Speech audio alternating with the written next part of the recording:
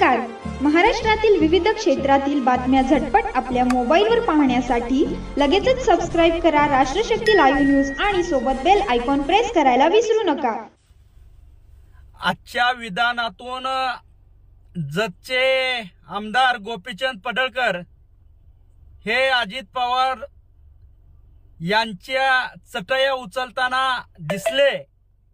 माझं गोपीचंद पडळकरांना आव्हान आहे, तुम्ही अजित पवारांच्या मुलाची काळजी करायची गरज नाहीये.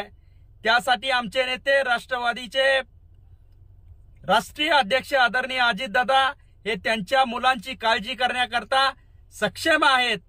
खऱ्या अर्थानं गोपीचंद पडळकरांनी धनगर एसटी आरक्षणाची काळजी करावी आणि ज्या समाजाला फसवून आणि बिरोबाची खोटी शपथ घेऊन या महाराष्ट्रामध्ये समाजाला फसवण्याचं वारंवार काम होतंय, त्यांना जर खरी काळजी असेल तर त्यांनी जी खोटी शपथ घेतली त्याची काळजी असावी.